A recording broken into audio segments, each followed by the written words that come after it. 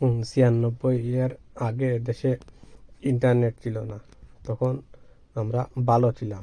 এখন ইন্টারনেট হয়েছে, ইন্টারনেটের জন্য আন্দোলন হয়ে যায়, যার জন্য আমরা যখন ছাত্রছাত্রীকে হত্যা করতে চাই তখন তো ইন্টারনেটের জন্য এগুলা পারা যায় না। তাই মাঝে মধ্যে যখন প্রয়োজন হয় তখন ইন্টারনেট কারেন্ট অফ করে আমরা গুলি করে সব ছাত্রছাত্রীদেরকে মেরে ফেলি জামাত শিবিরের ট্রাক দিয়ে। আমরা এখন দেশকে অনেক উন্নত করেছি। এখন দেশের মধ্যে এমন এক পর্যায়ে উন্নত হয়েছে যে অতিরিক্ত উন্নতি হয়ে গেছে, যার জন্য আমরা ছাত্রছাত্রীদেরকে কলেজ ভার্সিটিতে গিয়ে গুলি করে আমরা ওদেরকে হত্যা করেছি। তাই এখনই সময় আপনারা আমাকে একটু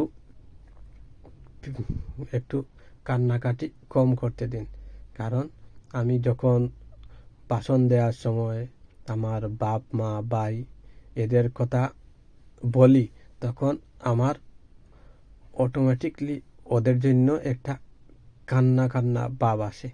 আসলে দেশের জন্য এই ভাবটা আসে না, তার জন্যে আমি সব সময় আমার বাবা মাকে ওরা হত্যা করেছে এই সেই বলে একটু কান্নাকাটি করি।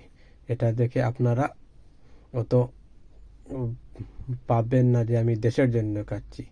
আমি একটু কথা বলার সময় কান্নার বান করি, আর মাঝে মধ্যে গ্লিসারিন দিয়ে চোখে পানি আনার চেষ্টা করি, যার জন্য নাকে টিস্যু রাখি।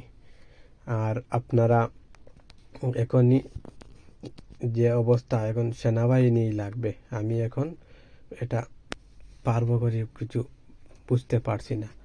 আর এর জন্য জনগণকে উদ্যোগ নিতে হবে, জনগণই এর জন্য জনগণকেই করতে হবে। আর আমার এই কথা এগুলা সব সাজানো কথা, এগুলাকে আপনারা অত গুরুত্ব দিবেন না। প্রয়োজনে আমি আমার আর্মি বিডিআর ছাত্রলীগ ওদেরকে মাঠে নামিয়ে দেব। আর আমার বিরুদ্ধে আন্দোলন করে আপনারা যে দাবি দেওয়া আদায় করতে চান তা করলে কিন্তু আমার এমন এক অবস্থা হবে, আমি দেশ ছেড়ে কোথায় পালিয়ে যাব তা খুঁজে পাবো না। কারণ আমার যে বয়স বর্তমানে, আমি তো